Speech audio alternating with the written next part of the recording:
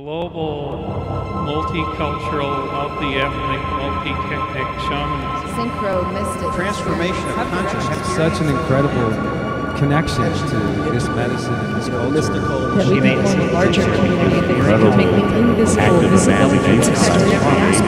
We're going to come into new expressions of Where did psychedelics come from? The sacred mirrors were based on a psychedelic experience. Thank you, Palenque Norte. Welcome to Palenque Norte.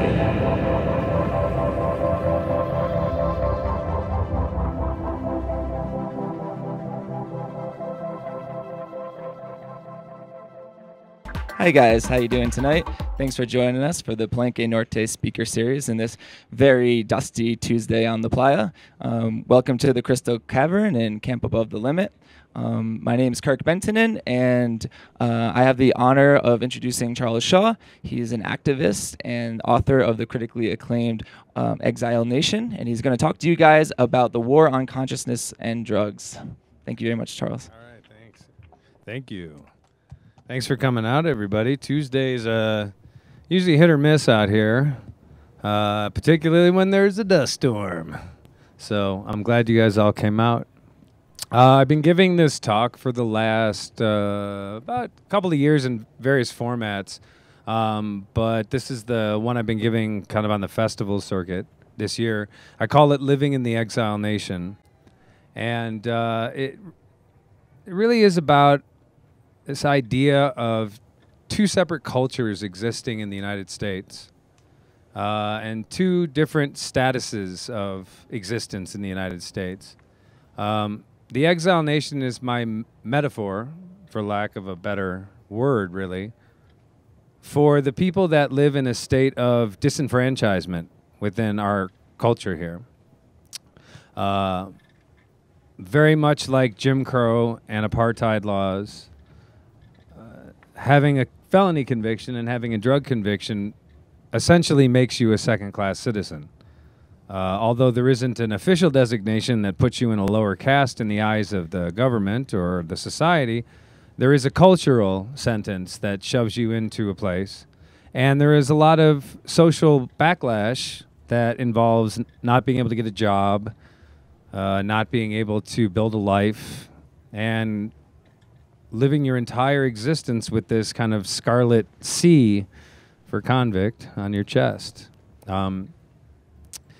And this also relates to the other flip side of this, which is the literal definition of exile, which are the millions and millions of people at this point over the last 7 years that have been deported from the United States.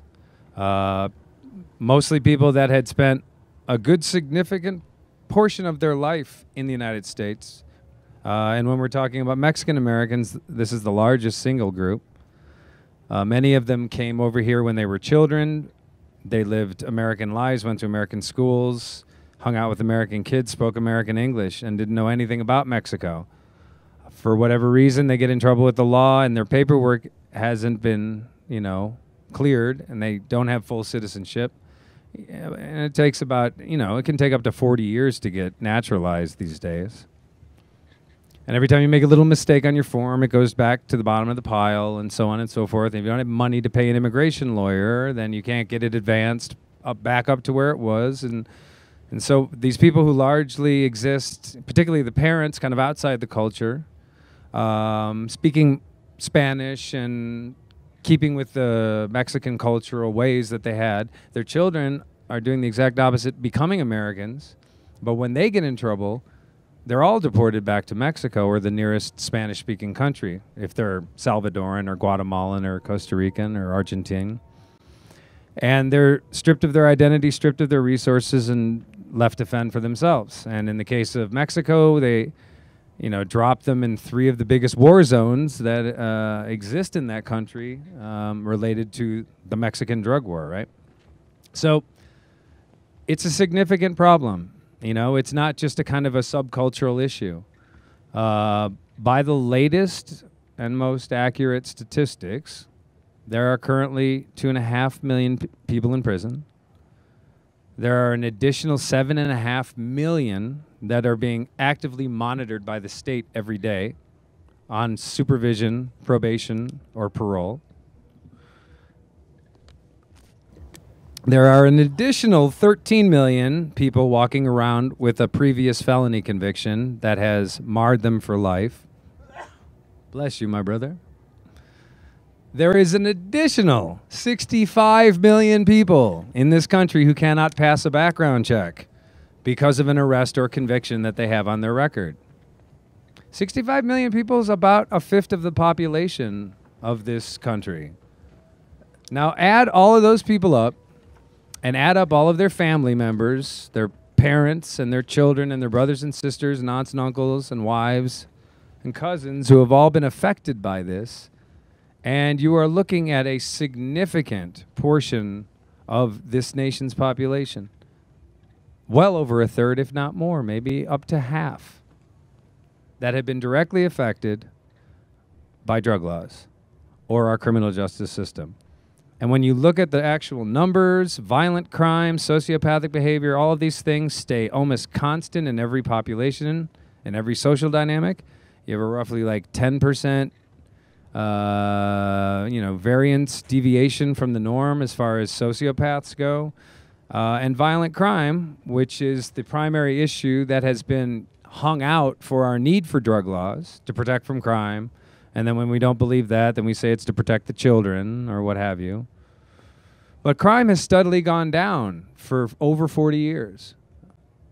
And crime is at its lowest rate, and the murder rate's at its lowest rate since the Johnson administration, the mid-'60s. Crime peaked in 1975-ish, and then again in 1992. 75 was a mixture of the end of the Vietnam War, the stagflation crisis, the changing cultural mores that were opening up things like sexual freedom and chemical freedom and artistic freedom through Hollywood and the whole director's revolution. And all of that was kind of leading to a society that had been like lied to and hustled by their leaders for so long. Vietnam was the kind of final straw. And, you know, you figure if a culture looks at its most exalted leaders and they all are lying, cheating, and stealing and murdering, what's the point of obeying any laws anyway, right? It was like a cultural rebellion. The crime wave in the early 90s was about the crack epidemic, pure and simple. One of the worst scourges is the word, to ever hit our culture. And so if you're a conservative, you look at all this and you go, whoa, that's great. It's great that there's that many people in prison. It means we're doing our job. That's why crime's so low.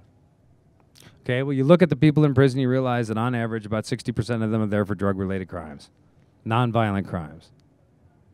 Crimes of consciousness, crimes of lifestyle, crimes of cognitive liberty, right?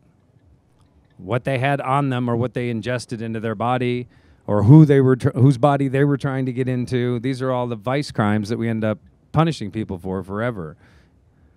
And meanwhile, of course, it's a trite analogy by now, but, you know, the people on Wall Street can loot billions and trillions from people's retirement savings and go unpunished all the time. So why is this? Why do we punish those people? Well, and not, you know, the people on Wall Street. Well, our society's ordered into three classes. All Western civilization is. You know, for 10,000 years, we've been modeling our civilization after Babylon and Samaria. And I don't know whether they got it from up here or down here or wherever they got the idea, but the pyramid and that paradigm all represents a kind of a three-class system. The best way to kind of understand how things operate in this world is to pick up George Orwell's 1984 and flip to the middle. There's a little book inside that was supposed to be written by Emmanuel Goldstein, who's the kind of Trotsky character in the book. And it's called The Theory and Practice of Oligarchical Collectivism, right? And it basically just explains everything that we talk about today when we talk about the 1% ruling the world. The 1%, the Occupy movement, all that. It's just the most modern and contemporized iteration of this eternal struggle between the high, the middle, and the low. So for the lower classes, the poorer classes, which generally in this country are people of color, drug laws have always been used as a way to control them, right? It's a way of attacking a culture. It's a way of legally kind of removing a culture from a mixed space. So the first drug laws were in San Francisco in the late 1800s, meant to keep nice middle-class white women out of opium dens, because there was kind of an epidemic around the turn of the century with opium in household products and bored women sitting at home doing nothing but taking them all day long and getting strung out, right? Coca-Cola had cocaine in it. It was a kind of an interesting time that ultimately led to the Harrison Narcotics Act in 1914, which is the first kind of global piece of drug policy that the U.S. tried to push on everyone else. Do we really want to stop them from using drugs? No, of course not. Why do you say that, Charles? Well, I say that because what ends up happening in an economy that is prosperous is that the lower classes are given work. They're given employment. And that employment gives them wages, which they then turn back into the economy by buying goods and services, right? Simple equation. Well, we brought all of these immigrants to our country to create that working class that would build our nation for us. And then when we became prosperous, we gave them all a great living. And we had social programs, and we had all kinds of things for a little brief period of time. And then things changed, and the economy changed, and the world changed, and suddenly we weren't the same. We weren't as rich, we weren't as powerful, but we kept growing in population. And pretty soon, that labor became surplus. It became surplus population. It became too many people, not enough jobs, not enough work. So what happens to a community when the factory is sent away? Well, in most of the cities of this country, in the poorer areas, vice crimes become the replacement economy, and the kind of fight against the vice crimes becomes the other replacement economy. So in the Midwest, for example, where I lived, it was a very prosperous manufacturing and agricultural region. But over the last 30 years, it deindustrialized and offshored the labor to cheaper markets, and big agro came in and bought up all the family farms and put all the farmers out of business. So half of them turned to police force, prison guard, probation officer, court supervisor, and the other half turned to selling drugs. What they all had in common was that they had to feed their children, feed their families, pay their rent. When you're a young black kid from the city, and you've had no opportunities for decent education, and you have no advancement opportunities, but you can get this here bag of something, and you can go on the corner, and in a couple hours, you might have a couple $1,000, and that $1,000 buys you respect, buys you clothing, it buys you a car, it buys you a home, it buys you all these things that working a decent, honest job doesn't get you anymore. And so, okay, is the war on drugs about stopping this illegal activity? Well, not really, because that money still circulates in the economy. And so the people that are living here are still spending that cash. It's going around one way or the other. It's still circulating. So it's surplus labor or surplus population, all right? Now, that's what they deal with largely in the lower classes, and it's a simple operation. Most of the time, their lives are very hard. Most of the time, they're looking for an escape. Drugs provide a very easy escape. Most of the drugs that are most popular in those classes are anesthetizing drugs, alcohol, heroin, tobacco. Cocaine is a little bit different. Cocaine is a crazy drug that affects everybody kind of almost the same way. But what it does do is create a lot of money really fast. And I'm going to get into the governmental aspects of it. They're kind of the government's input and their, their history in this way. By the way, I've been working 20-hour days on Fractal Nation for the last 8 days, so I'm a little bit tired today. So if I space out for a second, it's just because I'm trying to regain my train of thought. So anyway, if you look on any street corner in any American city, you'll see a liquor store, and you'll see a bunch of people hanging around that liquor store. And you don't see that in affluent neighborhoods in the same way, although the same substances are there. In poor neighborhoods, you see street dealing, you see open-air markets. So that becomes an easy target for police who are based on a quota system and need to make a certain amount of arrests every day, every week, every month in order to advance themselves in the police force. There's also all the drug units from the DEA on down that only make their money from seizures. So whatever they take when they raid somebody or arrest somebody is what they keep, and that keeps them eating, and it keeps their kids in school and with a home and so on and so forth, right? So the whole battle of supplying and arresting and policing drugs in the lower classes is just a game. It's just a series of jobs. It's economic activity, and it's an ability to weed out and control and monitor most of the people in that class. Because otherwise, what are they doing? They're sitting around, angry, unemployed, and eventually they start talking to each other. And when they start talking to each other, they start sharing their grievances. And when they start sharing their grievances, they start talking about what they can do to change their grievances. And this is what we saw in the 1960s and 70s with the black nationalist movement. First with the civil rights movement, but it was a nonviolent movement, and they killed Dr. King. And the black movement said, okay, we're not going to take this shit anymore. We're going to take what's ours. And they started to get organized, and they started to scare the living daylights out of white America. And a weird thing happened right around that time, which was that just around the time that all of these soldiers in Southeast Asia were starting to rebel against their superior officers, fragging and all of that. Fragging's when you throw a grenade and blow up your boss. Refusing to go out on patrol, insubordination, desertion, right? At the same time, that was a rampant epidemic in Vietnam. There were also riots and severe civil unrest in the cities.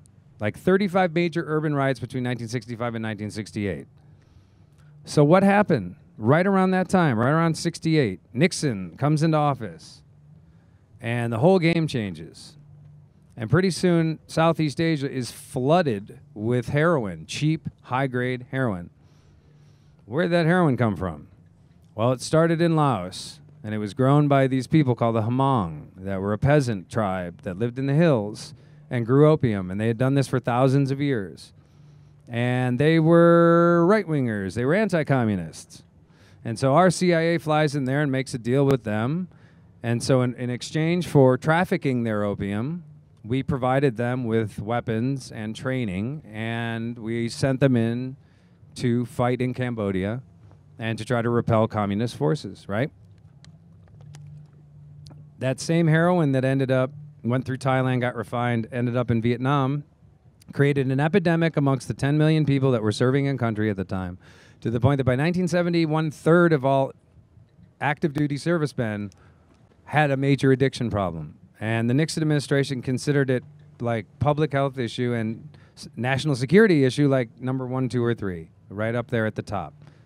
They were absolutely terrified of a wave of like drug-addicted, angry, highly trained, and often armed veterans coming back from Southeast Asia and taking out their frustrations of their experience on the government at the exact same time that there is a black revolution and a student revolution going on. It was like a perfect storm nightmare for the powers that be. Well, that same heroin that ended up in Southeast Asia somehow miraculously ended up in the ghettos of America. And suddenly there's the first real big heroin epidemic right in the late 60s. And the net result of that is that it kind of destroyed the movement. The drugs came in, and it separated the leaders from each other. It got them caught up so that they were caught up in difficult situations with women and with money and with crimes and other things that compromised them, compromised their ability to lead, their ability to have trust in them, to have integrity in their word, so on and so forth. People, geniuses like Huey Newton were destroyed by crack cocaine, for example, later, right? So many of the great minds were destroyed on heroin, and then there was a lull. There was a kind of an economic restructuring. There was a right-wing revolution in the early 80s, and that fire in the black community got rekindled. And through the late 70s, it started to grow again. Bob Marley started singing international hits about revolution and about the black man rising up.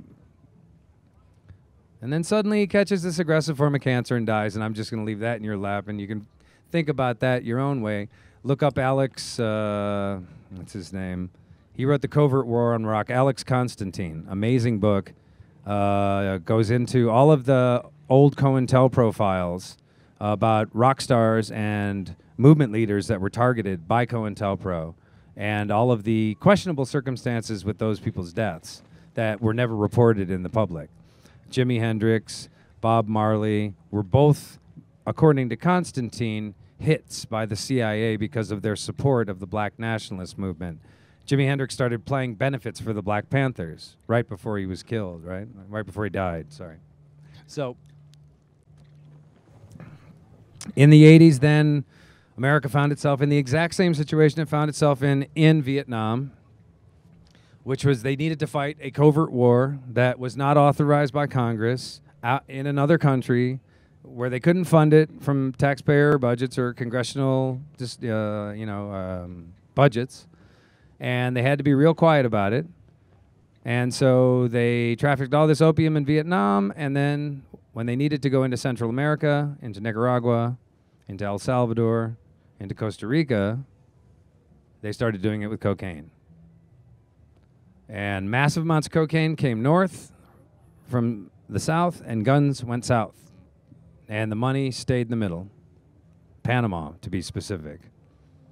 Which is why Manuel Noriega is in a hole and will never get out, is because he was the middleman between the Medellin and the Cali cartels and the the Reagan administration under the supervision of former Vice President George Herbert Walker Bush, former director of the CIA, who was involved during the end of the Vietnam War when all of this activity was still going on. In fact, it's the same team. If you look at the names involved, the same people that ran the Air America operation in Southeast Asia ran the same operation in Central America. Okay. So where did we learn this? We learned this from the colonial empires. We learned this from the British in particular, who fought 2 wars with China so that they could have the right to get the Chinese people strung out on opium that they were growing in India. The French, the Spanish, the Dutch, the Portuguese all had opium monopolies. They had sugar cane, they had alcohol, whiskey, rum, they had tobacco, they had tea, they had spices. These are like the things that drove the colonies. And later they would have, cocaine and different forms of alcohol and different substances. But ultimately anything that brought a high price, anything that was special, anything that altered consciousness was very profitable. And this allowed expansion of the colonies, expansion of the independent companies that were running it, and a kind of autonomous operation that wasn't necessarily supervised by the governments. The United States picked up an opium monopoly when it took over the Philippines from Spain, but what it chose to do was to make it illicit so that the prices could be driven up, and it could be much more profitable on the back end, and they could essentially cater to a big growing political movement towards temperance that was happening at the time, right? It's important when we talk about war on consciousness and a war on drugs to understand that this battle's been going on for a very long time. And if you take away the distinction between tobacco and alcohol and cannabis and cocaine or alkaloids or whatever, what you've got is a war against altering consciousness. And so like in the 1800s, for example, alcohol was an absolute devastating force across America, particularly in the working classes. It was so much so that the women of America got together, formed a movement, and had prohibition ultimately passed. It was the housewives, the mothers, the sisters of all of these alcoholic men, millions of them, something like, they estimated 1/3 of the country was like awash in alcoholism, that the man would go off to the factory or the mine or whatever and work all week, bring home, or get the money, go to the bar, drink it up, and then come home with nothing. And this is like a story that was told over and over and over again. And the government didn't like people drinking because the ethnic groups that came over from Europe would get together, and the Germans would get together in the beer halls, and the Irish would get together in the pubs, and they would talk politics, and they would talk about how they were getting screwed over by the overclasses and what they were going to do about it. And it was a very vibrant culture that the Protestants and the English didn't like very much, right? Chicago, where I came from, was a perfect example of this cauldron of mixing and like where all these crazy laws came from, and even the Great Chicago Fire was blamed on an Irish woman because it was a political move to try to demonize the Irish, right? So the fight against prohibition lasted quite a long time. It was like 40-year-long movement before they got it passed, and then another 14 years that they had it before they repealed it. And in that time, the public opinion shifted drastically. And every time you look at a drug epidemic or a crime outbreak in our days, the current times, what you see is the same type of pattern. The response by the public is to want more enforcement, to want more restriction, more control, right? In the interest of preserving order, right? So, like, after Prohibition, in came the whole 60s consciousness revolution, right? After the war and all that.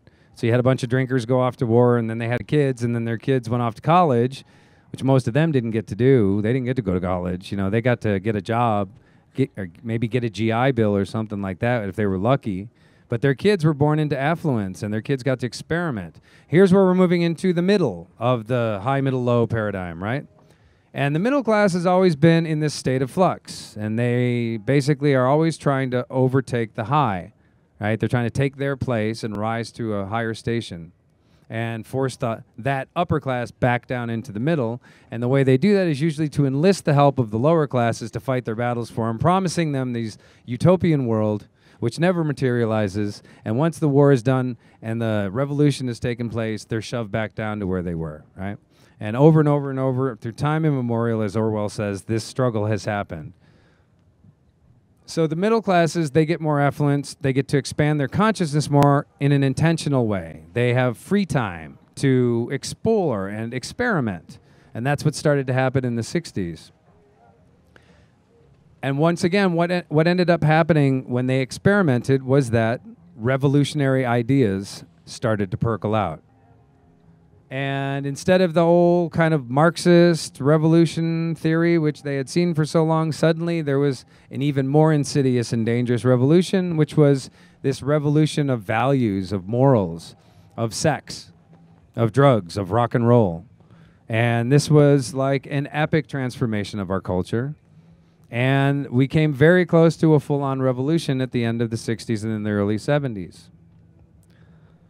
So ever since then, we've had this extremely drastic policy towards drugs, but it's been kind of like separated out. So if you're poor or black, you're most likely going to go to prison and most likely get arrested for it. If you're affluent and white, depending on what you do, you can mostly get away with it. If you're rich, you can get anything you want. But what they are trying to stop more than anything is ideas, because what it is a war of ideas. And it is a war of control, breaking away from an external control factor like a government or a religion or an ideology or an economy that enslaves you, and thinking outside the box and in revolutionary terms to try to solve it. So why am I sitting in the middle of the Black Rock Desert talking to you guys? Like, who on earth had the crazy idea to come out here? And what kind of a culture do we live in where we have to come out here to talk about something like this or to experiment with something like this? I mean, originally Burning Man was created so that there would be a free autonomous zone for people to do whatever they wanted to do. And the feds were like, whatever, you guys are crazy. You want to go hang out in the desert? Go for it. Knock yourself out. They figured it'd last a week once and they'd never go back. Ultimately, it became a money-making thing, an economy, an economic engine that powers much of the state of Nevada's economy. Beyond the gambling and prostitution, like Burning Man's like the third largest city in Nevada when it's here. And there are entire towns all the way from San Francisco to here that have been built and rebuilt simply on the money that burners spend going back and forth every year. I just spent a couple of months in Portugal at Boom Festival, in a country where the drug laws have been changed to decriminalize personal use. And this happened because a drug epidemic destroyed an entire generation in Portugal. The people of my generation, Gen Xers, you know, we're all in like our 40s now, late 30s. And almost everybody I met at Boom Festival who was of that generation was ravaged by this drug epidemic. And it was heroin that hit Portugal primarily. And it came in because when Portugal lost its colonies in the mid-1970s after this awful, disastrous war to try to retain Angola and a couple others, and East Timor, they lost their connection to their cultural usage of hashish and marijuana, which came from, you know, mostly Angola. And it was, you know, spliff culture is what happens in Portugal. And everybody's smoking spliffs all day long. It's, you know, coffee spliff. It's like a simple thing, like Amsterdam, right? Suddenly it was gone. And in its place, like, people started pushing opium and pushing heroin. And people started smoking heroin instead. And before you know it, the other thing is the Portuguese were not, like, really integrated in much of the European cultural or economic system. So they were kind of isolated. They were kind of like holding on to their old, you know, cultural values much more and much longer. They kind of had an inferiority complex. They were kind of isolated. And in the end, they weren't too hip is really what it boils down to. You know, they didn't have the same cultural exposure that Paris and London and Berlin had. You know, they were kind of isolated, communist. And so a drug epidemic was, you know, like cancer that just swept through them.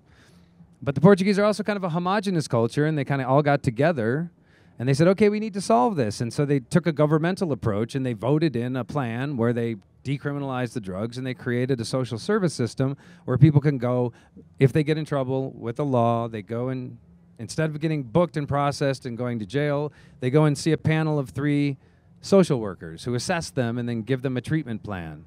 And they're sent off into treatment. So it's a harm reduction program instead of a punitive program. And it's wildly successful, and everybody in drug policy across the world is always talking about you have to go to Portugal. Okay. So there's Boom, and Boom is a dedicated psychedelic festival, and people come there to blow their heads open in a way that would even shame most burners. Right? But it doesn't mean that it's a free-for-all. Even in that country, on the way into Boom, there were 70 heavily armed military raids, cops and military, that took, you know, a significant cache of like kilos of drugs, guns, knives, counterfeit euro, the whole 9 yards, 70 of them.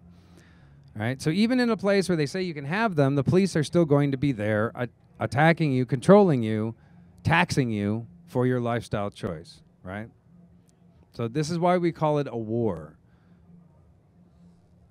And it's a war on consciousness because it is about controlling how you think and act. And it comes at us not just through what we put into our bodies to expand our consciousness, but also what we receive directly through the internet, through television, through mass media in particular. Mass media is all about this stuff called perception management. It's about literally managing how you perceive things. It used to be called public relations, and before it was called public relations, it was called propaganda. And what it aspires to do is to keep you in the dark and keep you believing a myth, a cultural myth that binds you to the culture or the nation state. And with us, we've got a whole bunch of them in America, you know, and they're all fucking ridiculous if you actually like pick up a history book and start to look into them. And, you know, the founding fathers and freedom and liberty and all of this, and they're just like these ideas. And then this guy, Leo Strauss, came around. He started talking about this idea of, you know, a culture can only be held together if it has a common enemy. So there needs to be a common enemy to point it at and a flag to unite it behind, right? And there is this thing called the noble lie, which is where it's okay in the interest of the greater good to lie to the ignorant masses because they don't really understand and we're just taking care of them, right? I mean, all of this is about keeping people in the dark and keeping them pliable. It also ultimately boils down to money when we talk about cognitive liberty and we talk about, you know, self-medicine and treating oneself and learning and expanding. I don't know how many other people here, but I'm a medical cannabis patient, and I consider myself a legitimate medical cannabis patient in that I take it for like legitimate ailments. I got like crushed joints and surgery all over the place, and my bones ache all the time, and blah, blah, blah. And wow, why did it take until I was only in my mid-30s to be able to get the permission to do this like we have in California, right? But ultimately, like, what is that all about?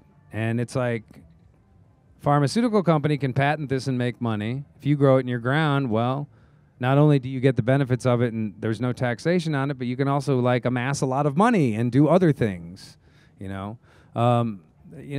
There was a lot of understanding by the government by how much the drug underground, the Brotherhood of Eternal Love, for example, one of many underground drug-producing movements, funded the revolutionary movements of the day, gave them lots of money, right? Gave SDS and the Black Panthers and so on.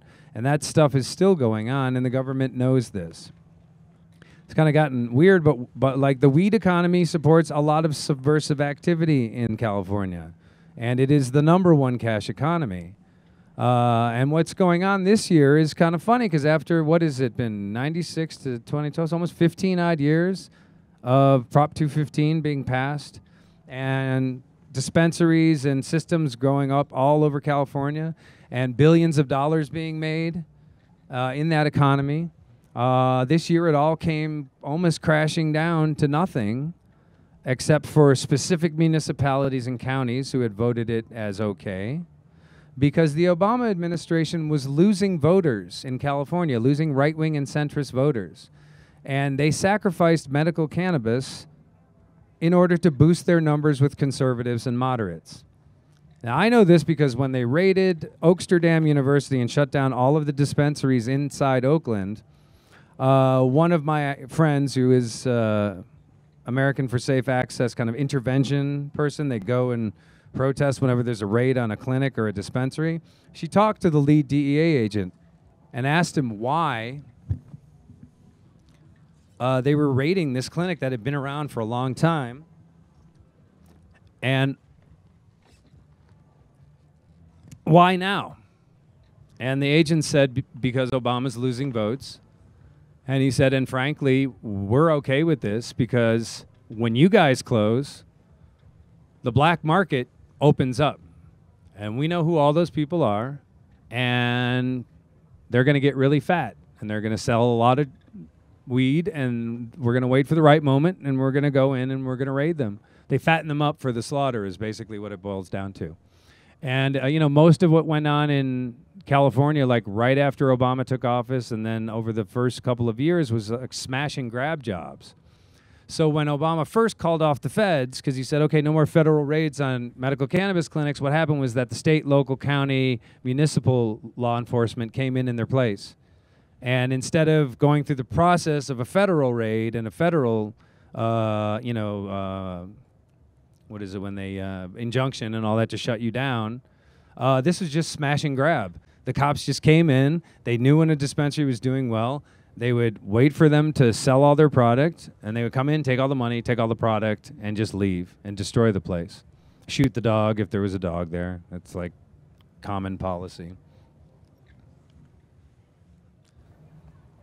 It's no secret that psychedelics change consciousness. It's no secret that they're revolutionary. I mean, we've known this for a while. What is absolutely fascinating to me is how easily that culture was dismissed. So that today, a simple stereotype of a guy in a tie-dye saying something really weird will dismiss an entire hour of scientific research, vetted, and proven that a doctor can tell you about psychedelic medicine. One bad stereotype. And I believe, and I'm sure the people who lived through it believe, that this is a direct result of the propaganda that began with the right wing and Reagan in 1980. and was inculcated into now 2 generations, my generation as Gen Xers, and then the Echo Boomers, who've like grown up thinking that like hippies were stupid and Woodstock was crazy, and you know, we should just, if you do drugs, they're bad, and yada yada yada. And this whole idea of the word drug and the word substance and all this stuff, it's like it's all basic programming meant to change like how we look at the whole thing by casting it in moral terms. You know, it's not, it's a health issue, it's a biochemical issue, it's a metabolic thing more than anything else. Ultimately, all the substances you put in your body are catalysts towards natural reactions. So what are we really talking about here? How do we differentiate between this drug here and this drug here? And what it all boils down to is it profitable? Can it be patented? Can it be used for social control? How much more time do I have? Yeah, 5. Okay, cool. For Q&A, cool. This is what I like to call the scattershot version of my talk, the sleep deprivation 2.0 version. I've lived through this myself, by the way. I mean, part of my whole journey involved me becoming a drug addict for 10 years. I was a crack addict, by the way. Like to smoke crack a lot. And I crossed the cultural divide and went into the part of society that they don't want nice middle-class white boys going into. And I saw exactly how that world operates. Because, you know, when you see a neighborhood flooded with drugs and flooded with guns, you know they had to come from somewhere. And as, you know, Dick Gregory used to say, our people don't own transport planes. Our people don't own semi-trucks. Our people don't manufacture submachine guns. You know, somebody had to come in and sell them all that stuff. Somebody had to move all that stuff from somewhere. You know, Jimmy down the block didn't move 500 kilos from Colombia. Somebody had to do that, right?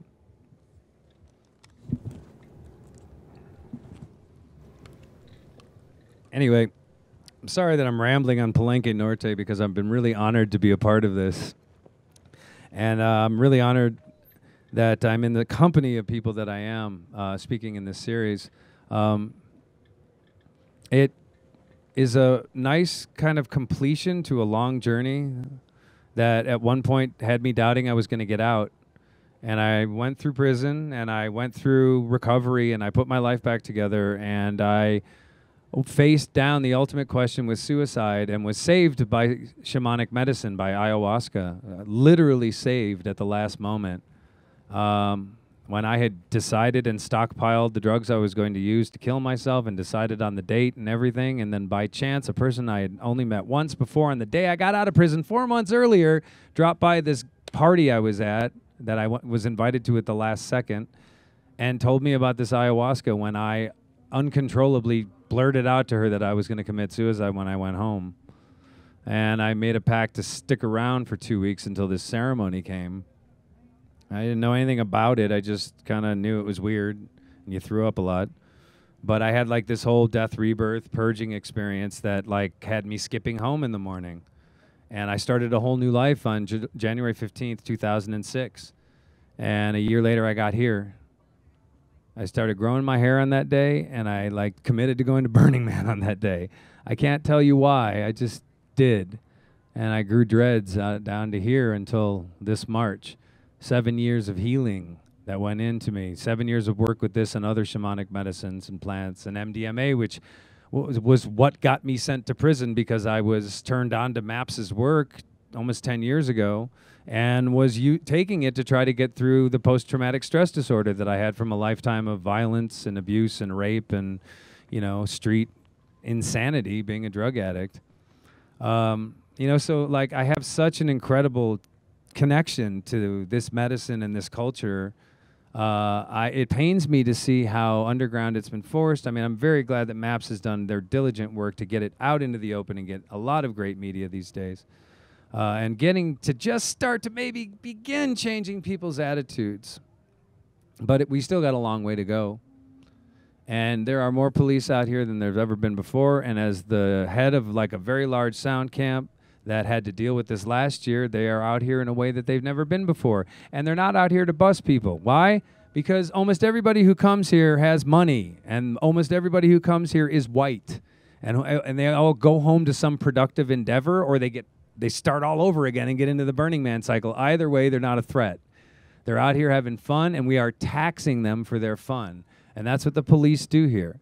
They don't want to bust you because it costs too much money. It's too much paperwork. It's too much of a hassle to take you from here to Gerlach Empire, Carroll, Pershing, Wapaho, Washoe, whatever it is, Reno, and bust you. So what they do is they tax you. And we're like shooting fish in a barrel out here. So they'll just find where we all are and one by one go in and bust us and charge us as much as we can possibly imagine, because we will pay it, because it keeps us from going to prison, and they walk out of here millions of dollars richer.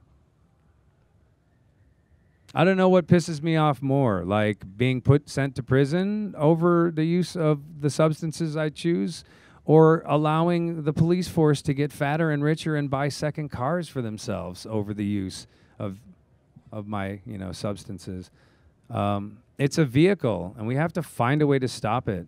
And the thing is, like, I was blessed, at Boom, I had a huge European crowd, and they're really plugged into this stuff, and they're politically active. I got to tell you, I could do 20, 30 gigs across this country and barely draw, 100 people talking about this stuff, because people don't want to hear it.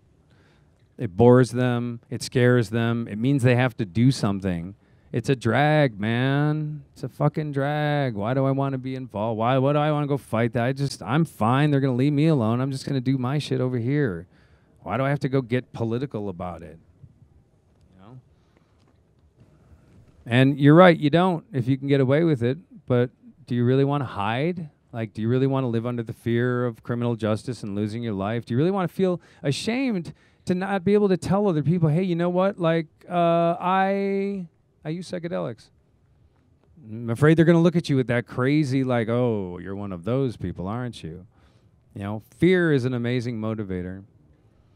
So I always encourage people to speak out, to own your shit, to stand proud with your use, to talk about what it's done for you in a positive way to everybody that you can. Don't be a proselytizer, don't be obnoxious, but just make things happen. Get involved in your communities. Get involved in initiatives to change laws. Get involved in, initiatives to repeal drug laws. Like, try to do something. But more than anything else, tell your friends, tell your family, tell your mom that it's not all that they told you, that it's actually something different. It's on all of us to make this the world that we want. And if we really want the freedom for our children that we've been fighting for and our parents were fighting for, then something's got to give. And we are in this unique moment in time where we just might see that opening to make something happen. So keep your eyes on it. And I'm going to open up for some questions if anybody has them. I know that given the disjointed nature of my sleep-deprived talk, if you don't have questions for me, I won't take offense to it. We love you, Charles. Thank you, Ken. Thank you so much. Thank you very much. You're an inspiration. I would wonder if you had some comments to make about, as a cultural agent that's basically advocating for a criminal culture at this time, what are the consequences of that for you? Or just speak to that a little bit. I've been thinking about it a lot, about how people like McKenna and Leary and things we were talking about earlier, the price that brought into their personal lives to stand up and be honest and just speak the truth. And how's that affecting you now? I don't think anyone really takes me seriously, so I think I skirt through a lot. It's different now because I'm in my 40s and I cut my dreads off, and I'm not a fire spinner, and I'm not kind of in all of these easily dismissible things that people can just look at somebody and chuck them out. But I mean, you got to look at it on paper. What am I? I'm like a 3-time felon, drug convictions all up and down the block, a history of crack addiction, post-traumatic stress disorder. So I've had like insane behavior my whole life. Like if I was running for president and they had to get dirt on me, trust me, it would take a year just to get through all the dirt. I mean, it's like crazy. So I don't think that I've ever been like a threat in that sense to the establishment. because I don't fit in. I never have. I'm kind of a freak of nature. Leary was Harvard. He was Harvard. He was with the best and the brightest, and he was of the proper class. And they had ideations that he got from Huxley, you know, about spreading it up the chain. And we have the story about Kennedy and all that. I mean, think about that. So, like, I think that people like me and, like, you know, even like Daniel Pinchbeck, like, nobody really, like, even though he's kind of the most visible of this kind of cadre of writers, like, I mean, he's not, like, perceived as a threat. He's perceived as, like, you know, somebody who, like, has his spiel and thinks that he's a big lizard from, you know, from the Mayans. And that's kind of like the attitude of the government. Like, who is this person? Whatever, this is not a threat. But as things change and as, like, movements rise and as people are looking for something new, I think that there are people that who are speaking their mind now that will become those leaders and will become those threats. I don't know if that's going to be me or not. I don't aspire for it. What I do is to speak my truth because it's the deal I made with that power up there when it gave me a second life. That power said, I'll let you live and I'll give you joy. And I said, I will give you my life back for that. And I will spend my life spreading this word and talking about my shame so that you can see that there is pride in shame, that we can own it and get past it, you know? And so I don't do this to organize a movement. I gave up on politics. I used to be an organizer for the Green Party. I used to get into the street and get my ass beat by police. I thought that was cool. You know, I cried for the Occupy movement. They were fools. They never should have done that. They just set themselves up for two things. One, to get beat to a pulp, and two, to justify the police presence from here on out. To normalize the sight of Ninja Turtles, as I call them, riot cops, marching down the streets, of tanks and sonic dispersal cannons in the streets, of all of this high-tech weaponry that is called non-lethal crowd control. You know, low-frequency guns that make you shit yourself. These are all real. I've seen them. High-frequency things that shatter your eardrums and disorient you. Microwaves that hit you and fry your system for a second to the point where you drop in compliance. Like, they spend a lot of money on this stuff and they want to use it. And they know what's coming, you know. Everything that's going on here is because they know what's coming and they've known for a long time. And as things start to collapse, people rise up. And the best way to control them, they think, is through direct force. So the true revolutionary leaders, I think, are going to be the ones that figure out how to not go in the street and how to disseminate the revolution by other means. I'd like to be a part of it, I could say. But at this point, you know, my friends that are in, like, the military, CIA, you know, intelligence, you know, they're not, like, operative type people, but they're sources and they're people that you talk to. And FBI in particular, they are obsessed with Arabs, foreigners. I mean, they literally feel like they're being besieged on all sides, and everything at home is to keep everybody at home tamped down. So I mean, I wish I could, like, give you an answer that didn't sound either like trite or megalomaniacal, you know, because I just don't know. It's so easy to discredit someone these days too. You know, with the internet, you can have, like, a fake video and a rumor totally ruin somebody overnight if they have a big enough reach. I also think that the real revolution is going to come from women, personally. I think enough guys have tried to lead the revolution, and it's always the same thing because men have the same intention. We always enter into a war paradigm. And we got to stop that war paradigm. And at least the feminine will allow us to get out of that war paradigm and get into something that is a collaborative negotiation of disputes and grievances, you know? But I don't know what that's going to look like, you know?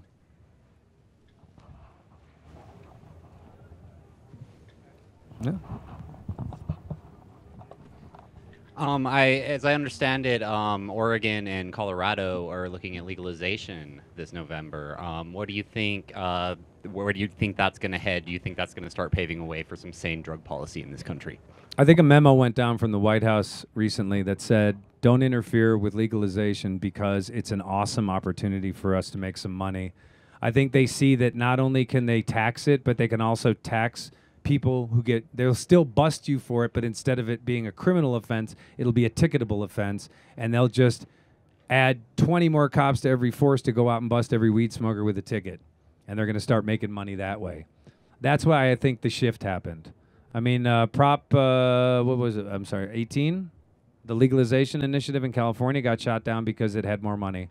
And because conservative voters were angry, they felt that they had been duped by Proposition 215. Moderates and conservatives, because, you know, almost 90% of the state voted for it. It was like overwhelmingly positive in favor of medicinal marijuana in 1996. Except that the conservative and moderates thought that they were voting for terminally ill patients to be able to have cannabis in their last days. You know, not like, well, I take it for my, you know, right? People abusing it. The black market getting involved and turning out, you know, doctor mills and all this stuff and get your recommendation online. That shit pisses off the right wing, and they got really upset by it. And what they've been trying to figure out since then is how we can integrate legalization into it. And I think they want to do it. I know that Philip Morris has bought 50,000 acres in Mendocino County. I know that there is a patent out, not only for like a Monsanto type cannabis plant, but also a killer weed that can be dropped into the, you know, the existing females all over the. So like basically one runaway male plant in the right place can wipe out like hundreds and hundreds of acres of female plants and just pollinate them all at once. And it's like a ripple effect. And there's genetically modified versions of this that have been patented, you know, that I've heard people talk about. I definitely have heard about the, you know, and seen the documentation on like the whole land buying and the whole like trying to get inside the industry. I think we should be pretty ready to see pot get legalized starting in small places and roaming around just like the 70s. And, you know, depending on the economics, it'll either like continue to grow until it's not an issue, or, you know, there'll be another conservative backlash in 20 years, you know. I don't know. Any more questions? Awesome. Wow. Thanks for coming out on a Tuesday, guys. I appreciate it. Thanks for putting up with my rambling, sleep-deprived talk. Again, my book is Exile Nation. My website is exilenation.org. I also am a documentary filmmaker. I have a film up there called the Exile Nation Project, which is an oral history archive of interviews of people who have gone through the criminal justice system and been involved in our drug laws. I would check it out when you get a chance. I'm currently in post-production on a new documentary about the whole deportation issue. And I hope all of you come down to 2 o'clock and to Fractal Nation, because we are opening tonight and tomorrow. And we're going to have a big opening ceremony tomorrow night. And if we had another half hour, I'd tell you all about why I do this type of work out here and about what building community and post-apocalyptic training is, but I'll save that for another day. Again, Chris and everyone and Annie and the Tea House and Palenque, thank you for letting me be a part of this. This was a true honor, and I'm really, really psyched to have been able to talk with you guys today. Thanks, Charlie. We're happy to have you with us. And just to let you know, I'm not sure if you noticed the chandelier here, but this chandelier has seen other psychedelic discussions when it was living above Tim Leary's dining room table in his house. So we've brought it out here to sort of set this space. So.